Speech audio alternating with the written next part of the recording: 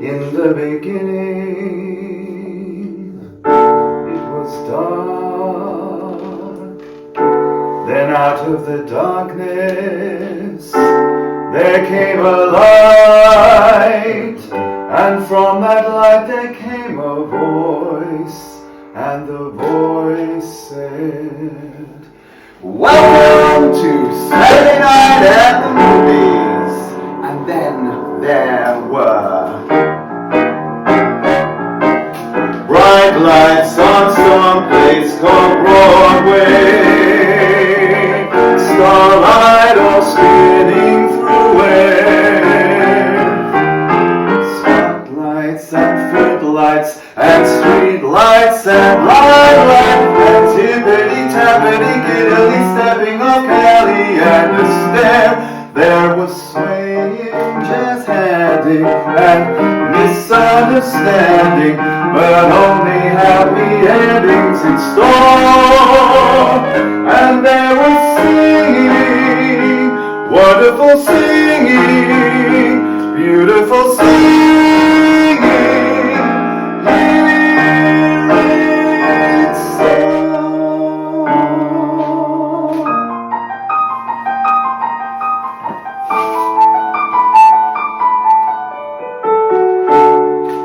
Then out of the shadows, someone stirred, and from that prone figure, a voice was heard calling, "Can you not shut this kid up here and it's doing my head in with its whooping and wailing? Bring us another beer and turn off this shite. Put it on the snooker. Christ on a bike, will you stop it screaming, get out of my sight!"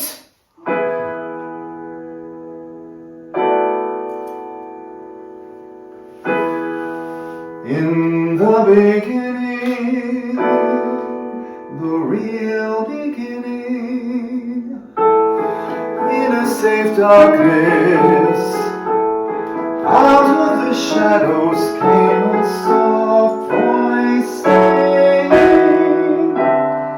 "Never mind him, Evie, never mind Uncle Jim, Evie, and never you mind Uncle Dean, Uncle Ken, Uncle Mike. You will do what you like, Evie, any damn thing you like, Evie, and someday you will sing."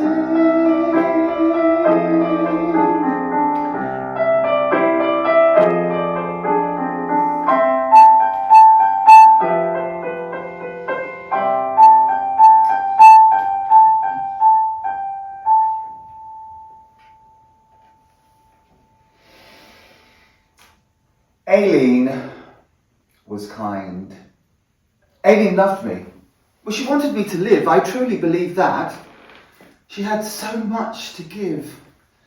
She was partly June Allison, part Doris Day. At least that's how I'd like to picture her. It's hard to say what Aileen was really like, poor cow. The only kindness she ever knew was the sweet oblivion of opioids and a discounted Amber's tattoo. And when she'd run out of supplies, run out of skin, run out of food and fags and hope and men and everything, she was left with me. Eve. A new beginning. A daughter, a friend, until, in the end, I was just last item she had left to sell. That was the one thing she did quite well. Got a good price from a gullible couple, delivered me to their 3-bedroom home in Maple, Durham, broke in the next day and stole me back. Because why give up your best product? I like to think that when she finally wrapped me in a stained blanket and left me in a cardboard box in a health centre car park, it was an act of kindness. She was being nice, putting me aside without asking a price before she ran out of my story and back into the dark. A health centre. Why a health centre? Well, I reckon Aileen expected a consultant to come by and hear my plaintive cries, and so I'd be adopted into a rich and stable family. But, coincidentally, the founder of Dancing Days, spelt D-A-Y-Z-E,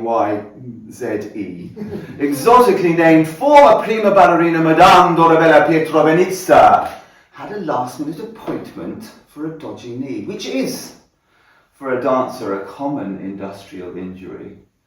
And as Madame Dorabella often told her charges at Dancing Days, many, many sacrifices have had to be made in pursuit of my calling. Bolshoi, Paddy, and of course the Royal Ballet. It was, how do you say, glamorous, glorious, to give my heart and my soul to the demands of high art. But I gave up love, motherhood, home of romance, gave it all up in the course of the dance. And now here I am at a certain age, let us call it late youth. Too young to retire, too old for the stage. I must face up to the truth. Or kids to be factory watching the rumbles of Scooby-Doo. And perfecting their own genre to do. Kimberly, keep that leg straight.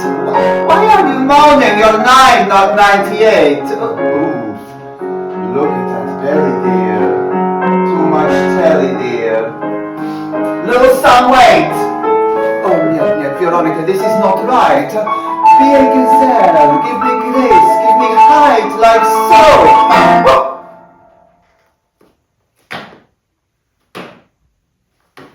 And so it was that Madame Dorabella, hobbling into the walk-in centre through the evening drizzle, heard a grizzle, threw up her jewelled hands and cried, "Why, what is this? A little child. I must take the poor creature inside." Now, I don't know the niceties of what came next, the legalities, procedures and so on. In fact, I suspect that Madame did not trouble with the authorities. She simply took me up, took me home, and presently I became a regular presence at Dancing Days, not just watching, but in my own way, copying, learning, taking part. Madame's prodigy to mould right from the start.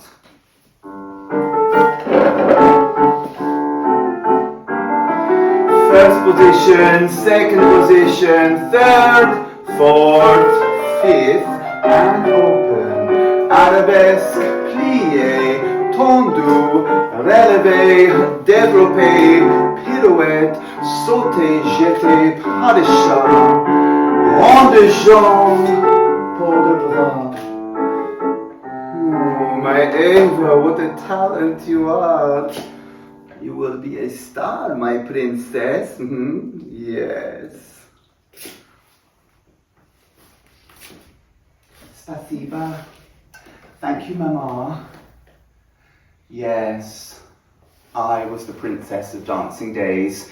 A precious creature with royal ways. No friendships, no games, no parties, no school. Ballet was my work and play, my discipline and rule. At 7 years old, I was quite the prodigy, and Madame Dorabella had big plans for me.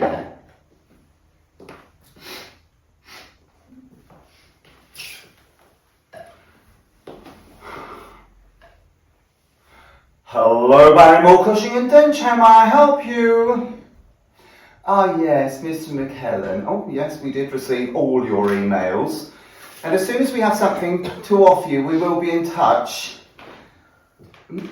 Oh, well, I'm sorry you feel that way, Mr. McKellen, but the brutal fact is that both the bard and venerable heroes proficient in the arcane arts are off trend right now. Now let's see. We do have a panto casting. Oh, in Dorking. Charming.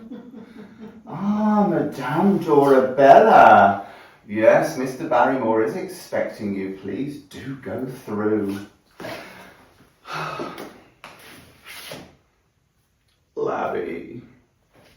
Larry, it has been such a very long time. Dorabella Pietrovenitza, as I live and breathe. I haven't seen you since you were plain old Doris Pitts from Bolton. I believe I came to see you giving your third fairy and swinging Buss in Boots in Croydon. Dick Whittington was old what's his name, over from Australia after his stint as a dustman in 3 episodes of Neighbours. His acting was so-so. His singing was crap, and as I recall, the only substantial clap he got was from warming up half the chorus in the Turn Again rap. Yes, I came to congratulate you after the matinee, and you told me to fuck off. You were going your own way, so how did that pan out? Well, I reckon it couldn't get much worse. Shit gigs in flea-infested digs, 2 shows a day on piss-poor pay, came off your books, and bam, I went in West End. Best thing I ever did for my career. I was in Les Mis. Yeah, well, who wasn't, dear? Anyway, that's clearly all water under the bridge, because here you are, still hacking and hustling, still in the game. Well, what else can we do? It's a drug, Doris. Sorry, I mean Dorabella. It's a habit the likes of us never escape. So what can I do for you? And more importantly, what can you do for me? There's somebody peeking from behind your skirts. Hello, who do we have here? And so, aged 7, I began my theatrical career. 5 weeks as second Gosling in Mother Goose in Dorking. History seemed to be repeating itself until 3 weeks in, some little Burke from Pauline Quirk, bored out of his wits as a woodland elf, tripped me up mid-pirouette. I went flying, saved myself with a handspring, and crashed straight through the Woodsman's Cottage backdrop, recycled from a Hansel and Gretel set. Well, luckily, thanks to all those years of savage training, I was light on my feet, quick to recover from a fall. I bounced back, turned around and gawped at the audience through the hole I'd just made in the wall. Everything stopped. The audience gasped. The goose said, "Oh, Jesus Christ." The dame said, "Is she all right?" Angus, the director, who sat in a different row each evening to watch every performance, clawed at his face, about to yell, "Turn down, lights up," when Dame Gertie Gander, helping me back through the hole, quipped, "You could have just knocked." And the whole house rocked with laughter and thunderous applause. I took a solo bow that night, to cheers and roars. The whole theatre seemed to vibrate with the din. All Angus said afterwards was, "Well, you can keep it in." Yeah. Now, have you ever heard of Buster Keaton? Well, Madame Dorabella had, or rather Doris Pitts, and so had Larry Barrymore. But they knew there's a limited market for a child that can do the splits, bell to C above middle C, and give it the prepubescent version of Teeth and Tits. But they also knew that before silent movies made his name, Buster and his parents had already achieved some fame in a touring stage show in which the 5-year-old lad was hurled against scenery, thrown about like a rag, flung into the air, and this young acrobat rolled and flipped and always bounced back. His real name was Joseph, and at 6 months old, so Larry and Doris Pitts had been told, he'd fallen downstairs, but seemed unhurt and unbothered. And Harry Houdini, who'd made his fortune being bound, chained and tethered, picked him up and said, "He can take a buster, this kid," meaning, do what you like with him. He's your meal ticket.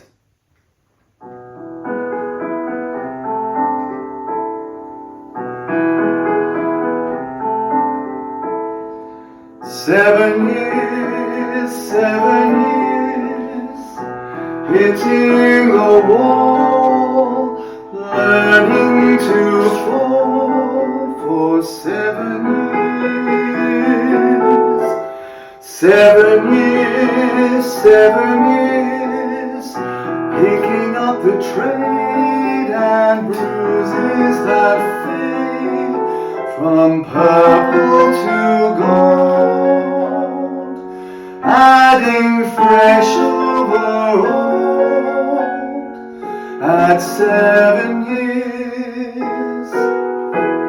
From fairy winds to M&S first raw, performing to the edge but not too far, motorways and boarding house fish fingers, tinsel in the breakfast room at Christmas, storylines that always led to business, tumbling from flies to floor, always tired, always sore, always ready for more.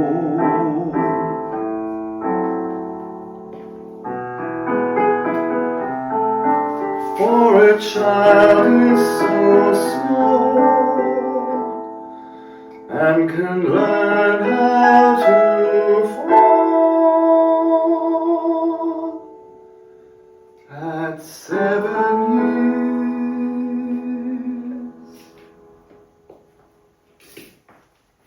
I played every second-rate house in the land. Little Ava, the tumbling wonder. Sometimes they were packed, but usually abandoned for the comfort of telly or video games, which I never saw and never got to play. Too busy being thrown around, knocked down for the sake of 6 bored pensioners and a few snogging couples. I did get an audition for New Faces though, the Britain's Got Talent of its day, but they said they thought I looked too old for gymnastics, but thanks anyway. Gymnastics.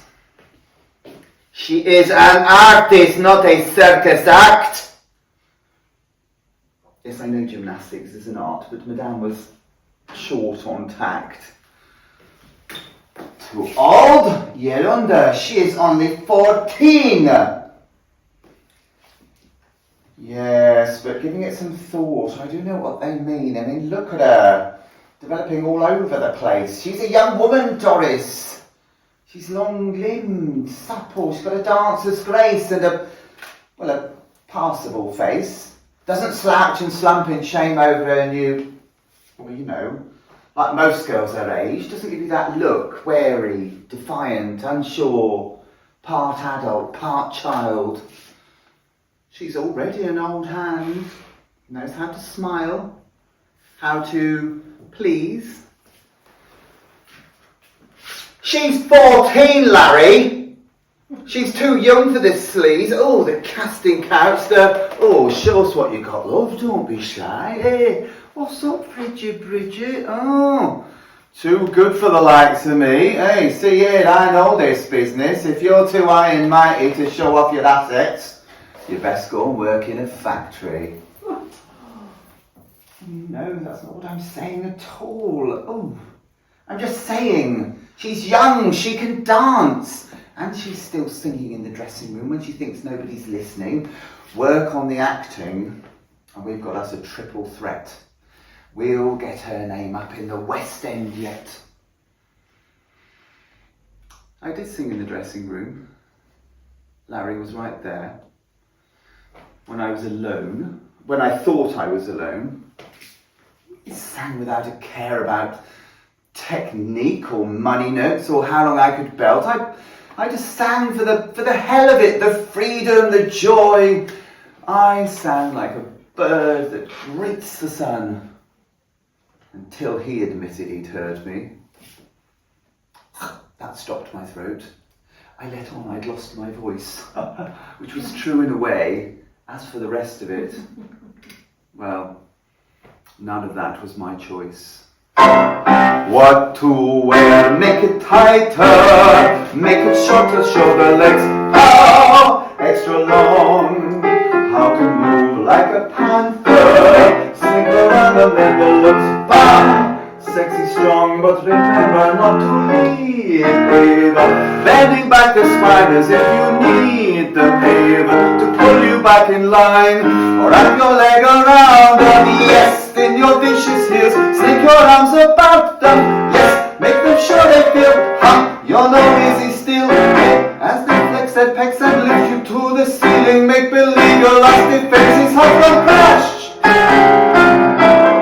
Beneath your lashes, where you're landing like a bend, where your dress is tightly, that's the way to the West End. And it was. Not straight away.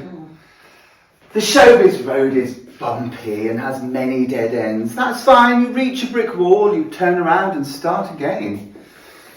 End of pier shows under drizzling skies. Doing disco arrangements of Who Will Buy. A local tour of Brigg, a background dancer and an ad for shampoo. Panto video for a one-hit band. Panto again, and then a one-night stand with buttons in the loo behind dressing room 3. A quick and efficient loss of my virginity. Finished? And then a new low-budget musical called Mum's the Word at the Edinburgh Fringe, which then transferred to Drury Lane for a lengthy run. Larry and Doris's work was done. I was working, earning, having fun, as I celebrated turning 18 and changed my name to Evangeline.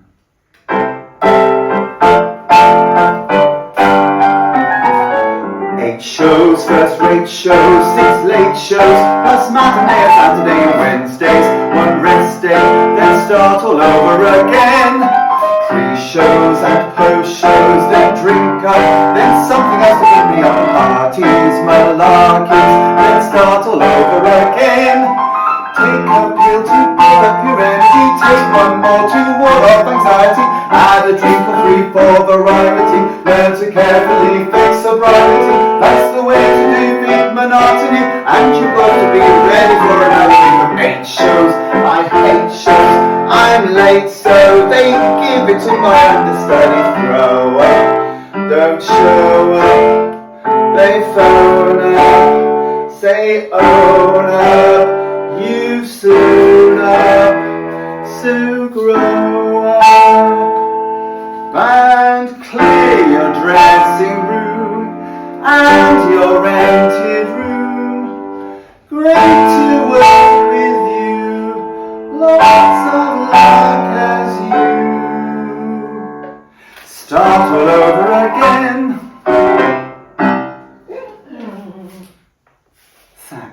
Sacked, just as I was hitting my peak of achievement. Well, I couldn't admit it to Doris and Larry, so I let them assume I was hoofing it on stage, cleared out my room, dossed on a friend's damp couch in a pokey bed-sitting crouch end, got a job behind a theatre bar, and went back to auditioning for every part. Every chorus line, back row, third from the right, every try-carrying walk-on barely in sight. But I was there, serving the wine, when 47th Street opened. And along with every other hopeful front-of-house wannabe, each performance I'd sneak in to watch. I knew Maggie Boyer's role within a week, and you'll never guess what happened next. Maggie Boyer tripped over Harriet Crock's prop crutch in the wing. She broke her own ankle for real, and then things took a farcical turn when her understudy took the stairs from the dressing room far too quickly, fell flat on her face, and tore her Achilles. Well, the evening show was pulled.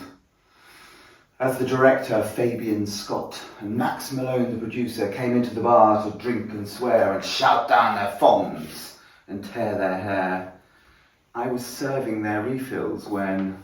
Hey kid, what's your name? Evangeline? I seen you in here doing Maggie Boyer's routine. Listen to me, Max, this kid can dance. We got no other choice. We gotta take a chance. Okay, kid, we've got 24 hours. We'll work you to the limit and beyond of your powers. Tomorrow night you'll go on there, a girl from the bar. But at 9:45, you'll come back a star.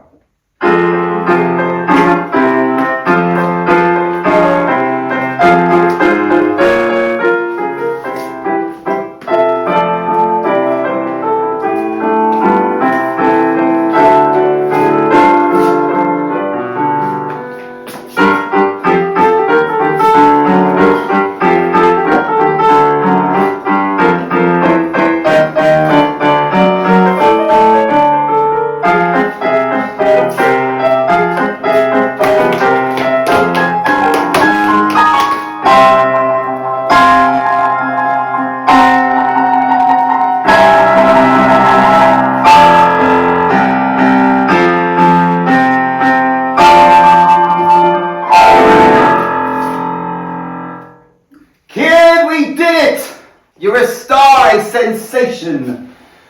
You've won the hearts of a theatre-going nation. But it's not only their hearts you've been stealing. Evangeline, I have to let you know my feelings.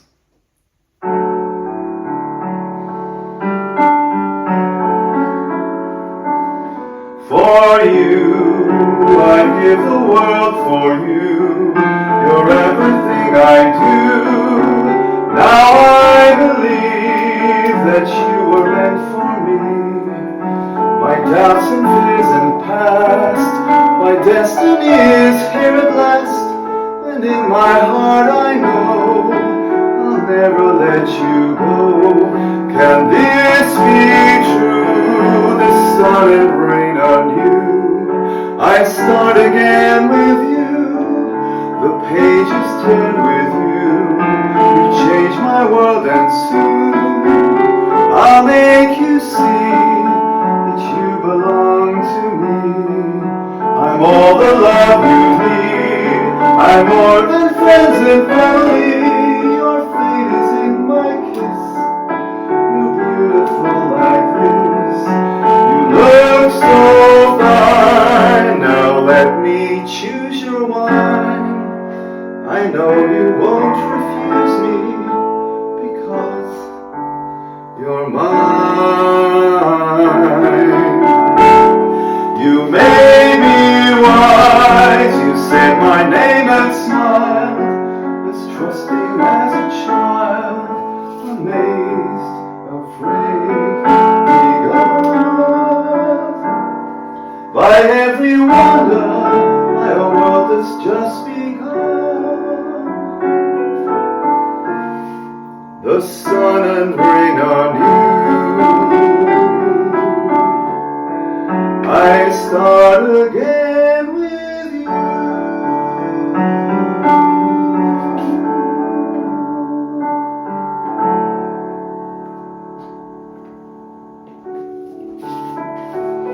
Flowers in my dressing room. My name up in lights.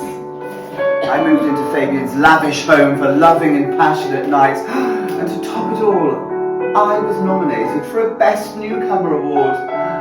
Fabian took me to buy a new dress, and I found one that I adored. No, you can't wear that one. Listen to me. You can't show off your flesh at this ceremony with men all around, let alone the press ogling your body. No, let me see. This is your dress. Sleeves to the wrist and a collar to the chin. No lecherous bastard will glimpse any skin. But it's going to be hot. But if I wear that, I'll cook. And it really doesn't suit me at all. It makes me look absolutely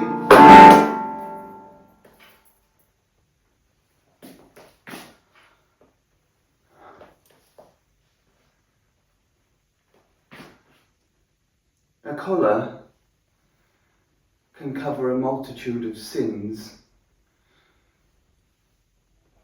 I wore his choice, and I didn't win. He never apologised. Not many people can, especially not that sort of man.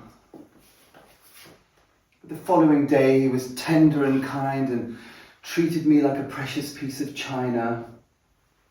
And over the months, I learned the right lines, the right exits and entrances, learned to know the signs, to keep my head down, apart from the odd exception.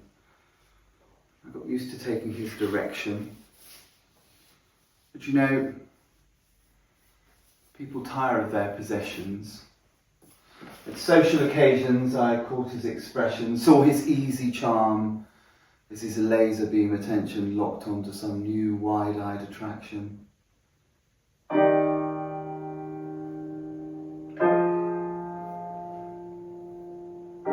You give me birthday chocolates, you give her garage rose, you give her smiles with meaning, thinking I don't know. Just between the two of you, still I catch the blow that doesn't bruise, the wound that doesn't show. Like magic of a charmer, casts out its spell of pain, finds weakness in my armor, seeks the skin and vein. You give me word and gift, your love's on more to drift. You give a garage rose, above me oceans close.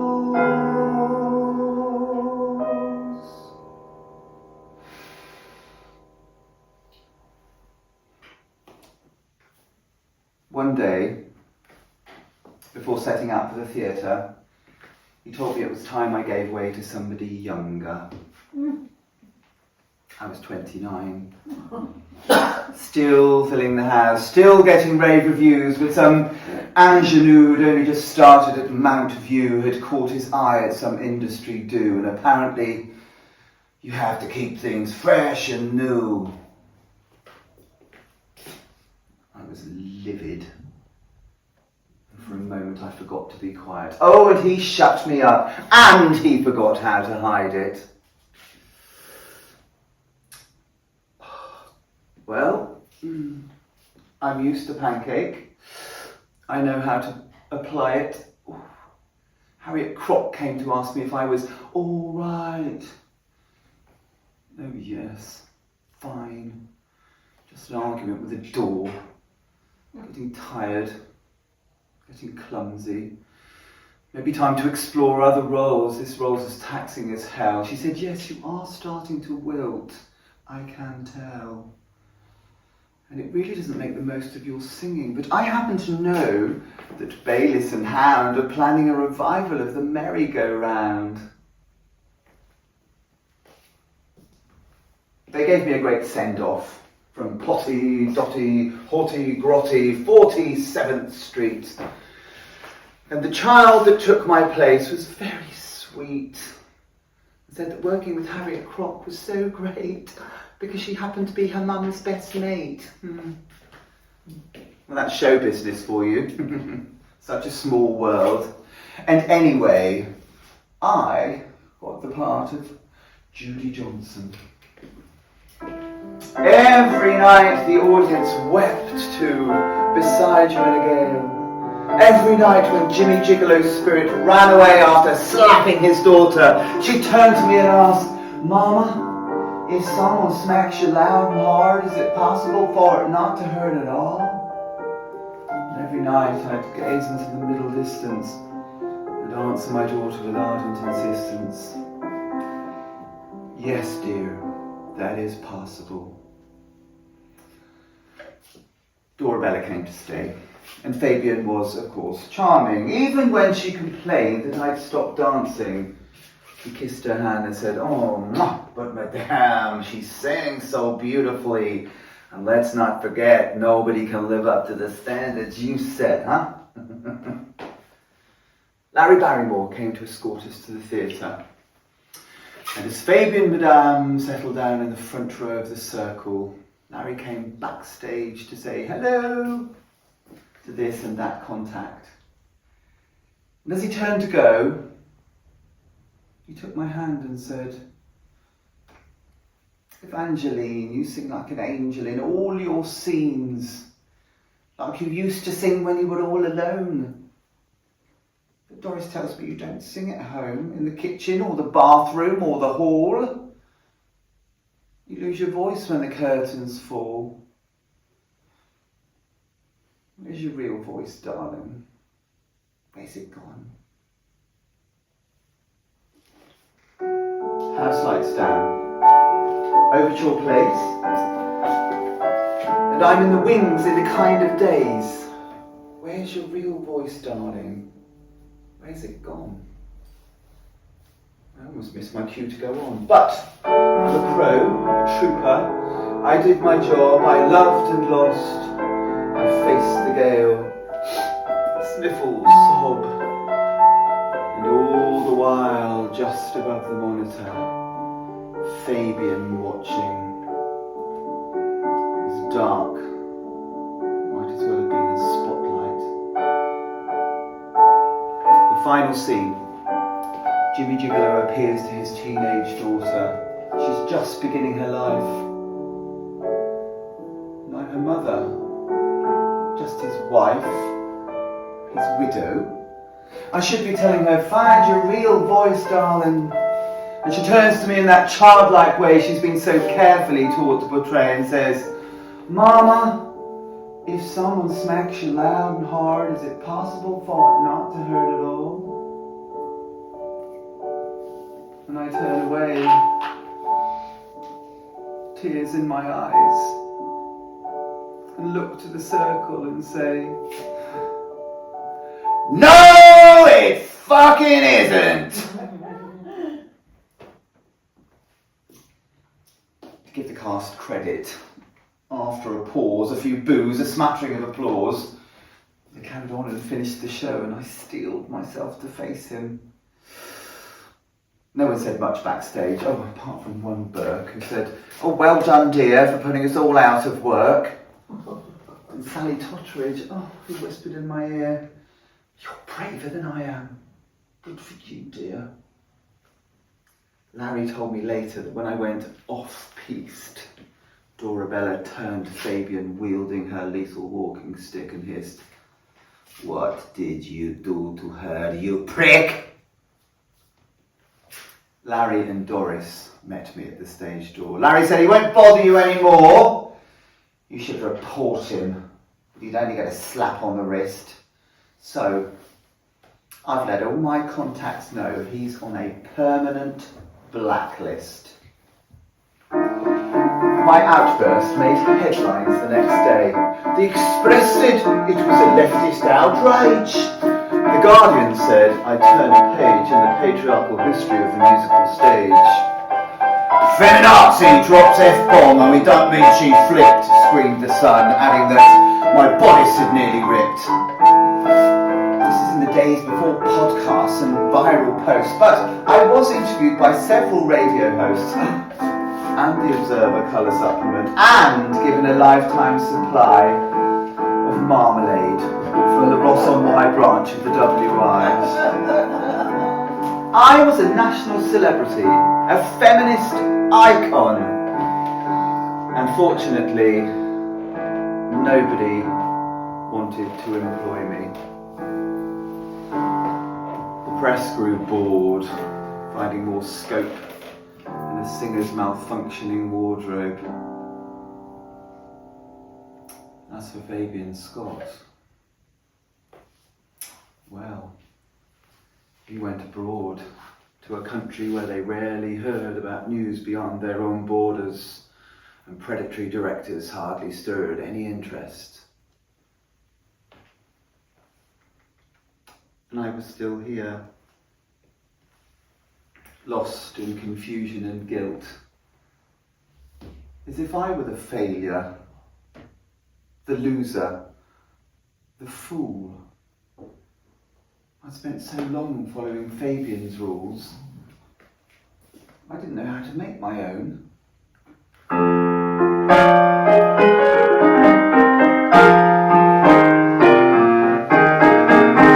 Chin up, teeth and tits, the show must go on.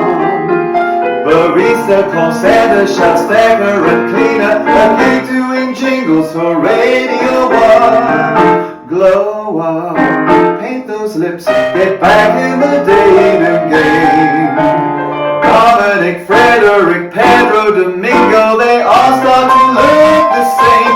Then there was Ted, quite the tiger in bed. But his idea of humour's as droll as a tumour, and after a few months of jokes got me dead, I picked up on Molo that knew how to amuse me instead. Oh, and Pete, oh so gentle and sweet. 52 years of fawning around had me yawning and yearning for something I couldn't defeat. So I left him for longer than one, like a rock star on me.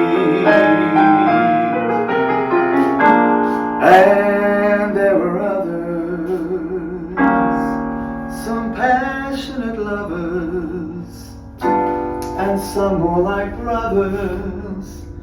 But in the end, my most reliable friends in that mess of wasted potential and opportunities botched were my favorite companions, Merlot, vodka, brandy, and scotch. Oh yeah!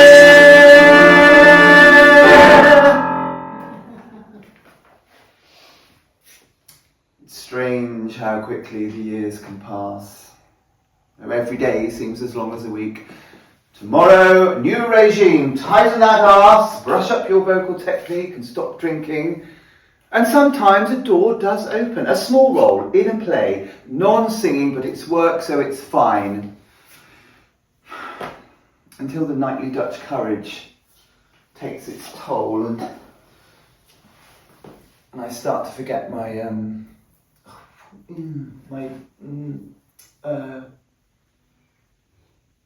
one day the ASM coughs. Can I nab you for a minute, Evangeline? Have you thought about rehab? And that night, in the mirror, in dressing room 3, I can suddenly see what the others must see. Pitiful, aging, third-rate hack. And I know I need to get my life back. So I faced my demons, I got help and I cleaned up. And in my head, Dora Bella's voice ringing out just as it did back in the good old dancing days. Let's think about posture. Let's think about the way we walk and the way we work. The effort we require just to hold our bodies upright. Reject that slouch, correct that slump, the boneless crunch, the spine that crumples towards the ground, like the sock without elastic. Stand up straight, stand up proud, that's more like it, that's fantastic. Stand like a warrior, stand like a king.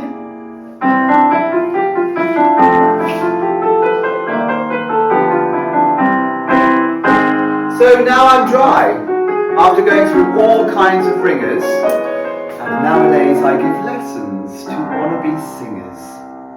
Feet, hips width apart, engage these muscles before you start.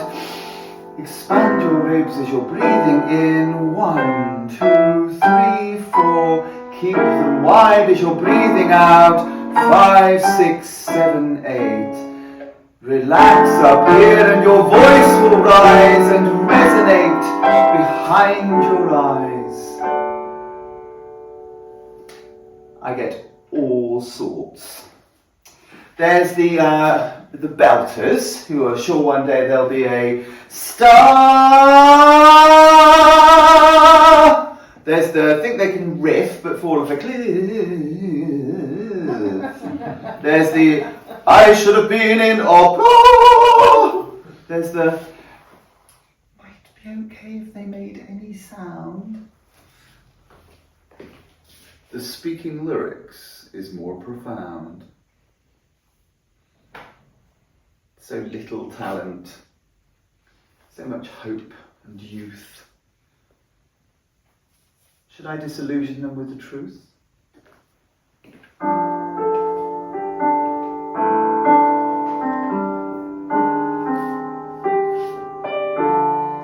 You fly the nest, you've got it all ahead. You flex your wings, you tremble at the edge, and soon you'll soar to the roof of the world's soul. And you're seeing the skies unfold, you're right at the start of it all.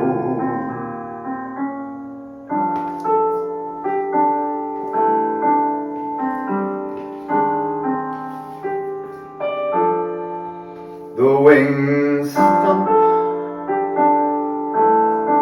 the heart is beating fast. You start to climb, the ground retreats at last. You flap and pump, and you pant and you grunt, and you're only just airborne, and you're sweating and straining. The wind drops and it's raining. How long have you been trying? You're not sure when living turned into dying. Then BAM! You hit the wall. When did it start? When did the young flapper become the old flap? How should you know where your song and your smile go? Out of favour and style, which birthday signals the start of the fall? How many grey hairs till there's no second call? At which hour is best to abandon your mission? Back in your ambitions, jack in the audition. Settle for the local choir with occasional solos until the new girl joins. Then you're shuffled back 2 rows.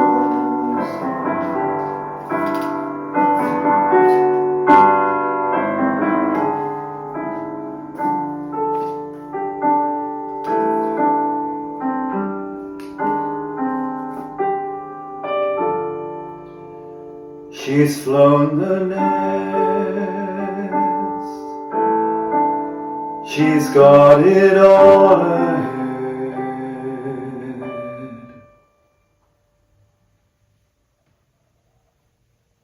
Well, no, I can't tell it like it really is. At least because I'd lose all my business. So I carry on treating every student as if they're the next Aretha Franklin, telling them all to focus all your concentration on the muscles of the pelvic floor. These will be the strong foundation of your voice as it begins to soar. 1 hour a week, you don't have to give a damn for deadlines or headlines or traffic jams or anything other than your diaphragm. La la la la la la.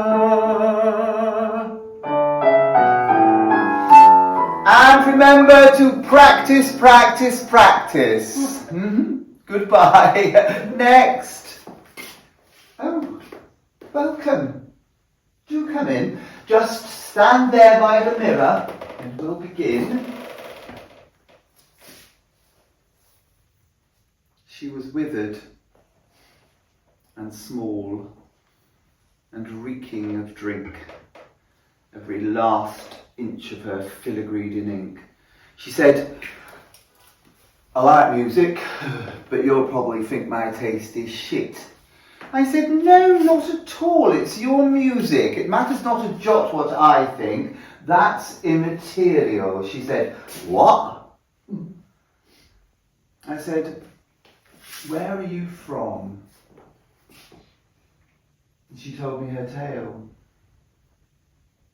She said, from a place where you couldn't go off the rails. There were none there to start with. You were set up to fail. From the very beginning, life were tough. The closest to winning were making enough to keep your habit well supplied and trying not to end up dead or inside. Plus, not getting pregnant. Well, I failed that test. Had the kid that got rid, but that were for the best. I should have done it straight off. Then I wouldn't have known her, wouldn't have wanted, grown so fond of her. You know, though she couldn't yet talk, she would sing like a lark from dawn until dawn.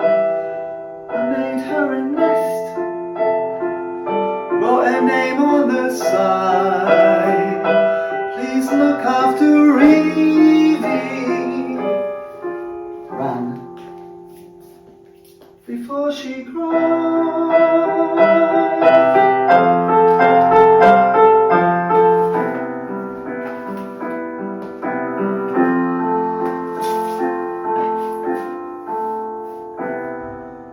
I know I'm no model, except maybe I'm failing. Signed up for these lessons as part of my rehab to stay out of jail. But I found a space right next to my heart.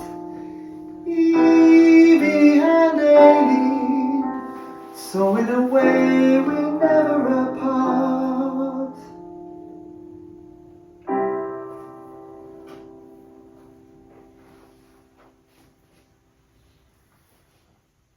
You must be a good listener.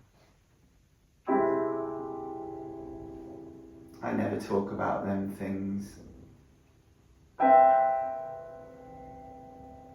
I try not to think of her, only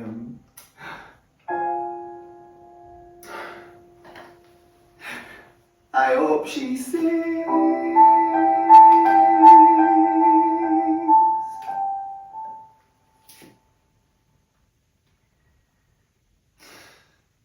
No, I didn't tell her. Why? Who knows? Embarrassed? Shy? No, that wasn't it. Something more like shame. Because what have I achieved? No fortune, only fame for my 15 seconds before a long downhill slide into obscurity. And anyway, she's gone. My next pupil arrived. There was no time to dwell on it. Oh. In came Ambrose, who delivered everything he sang through his nose. He said, oh my God, I told my mum last week where I'd been, and she says, what, singing lessons with Evangeline? Oh, I remember her, she says. when she made a scene on stage and was in the news. I was only a teenager when I went and read about what she said, but I don't know, somehow it stuck in my head. And the next time your dad started knocking me about, I thought of Evangeline and I chucked him out. And she's teaching you. Well, next time you see her, please tell her, thank you from me. And then Ambrose sang Bring Him Home with that particular nasal touch of his own. I suppose that's about it.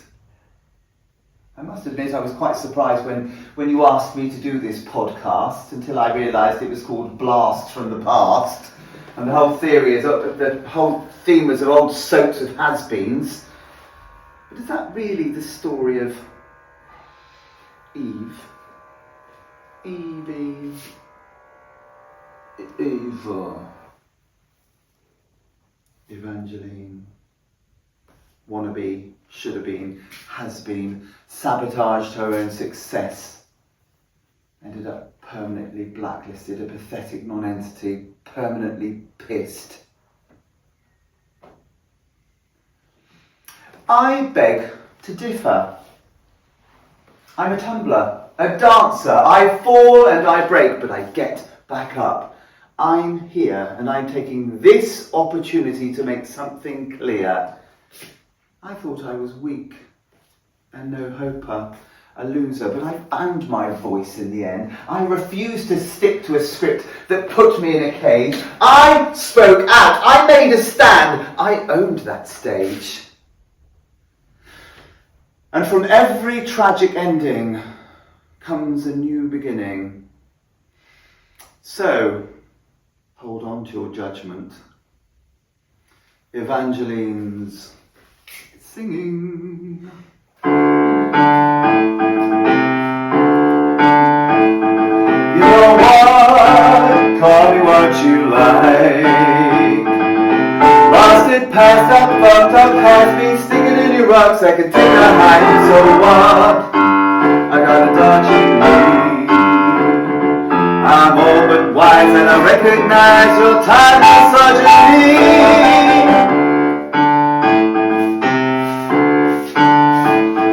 I don't need your adulation. Love me, hate me, that's okay, 'cause I don't have a task